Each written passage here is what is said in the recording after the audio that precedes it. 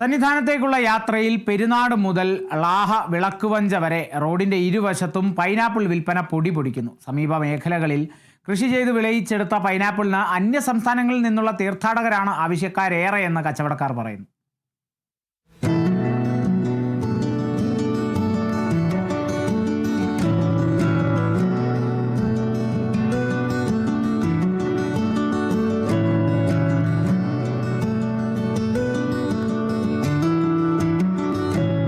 അയ്യപ്പനെ കാണാൻ ശബരിമല സന്നിധാനത്തേക്ക് പോകുന്ന പാതയാണ് ഞാനിപ്പോൾ നിൽക്കുന്നത്.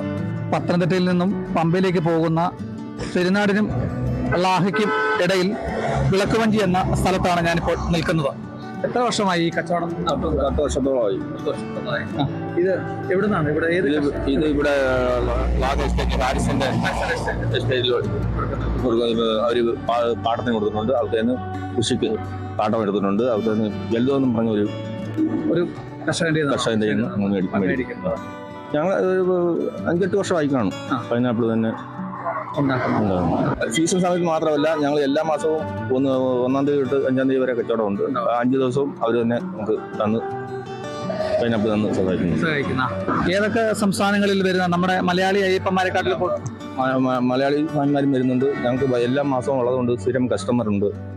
തമിഴ്നാട്, ആന്ധ്ര, കർണാടക ഇങ്ങനെയുള്ള ഫാൻമാരൊക്കെ മാസം വരുന്നവരുണ്ട്. അവരൊക്കെ നമ്മളെ തിരക്കി ഇവിടെ വരും. ഇത് നമ്മുടെ ഈ പഴുത്തേനും പച്ചയ്ക്കും അങ്ങനെ വില വ്യത്യാസമുണ്ടോ? എങ്ങനെയാണ്? ഇല്ല, അങ്ങനെ വില വ്യത്യാസമൊന്നുമില്ല. എല്ലാം ഒരേ വിലയ്ക്ക് നമുക്ക് തരുന്നത്.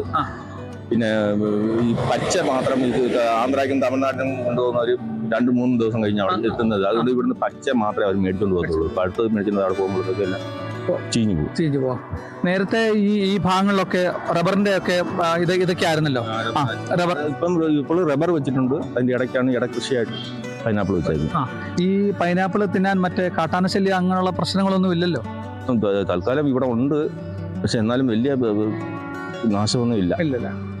ഇത് എങ്ങനെ കിലോയ്ക്ക് എത്ര രൂപയ്ക്കാണ് കൊടുക്കുന്നത്? കിലോയ്ക്ക് 40 രൂപ.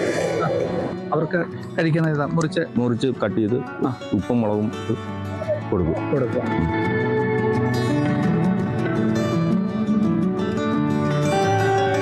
ഇവിടെ ഒരു ഇളയ തമ്പുരാട്ടി കാവുണ്ട്. അങ്ങനെ ഐതിഹ്യ പെരുമയാലുള്ള ഒത്തിരി സ്ഥലങ്ങൾ കടന്നു പോകുന്ന ഒരു പാതയാണ്.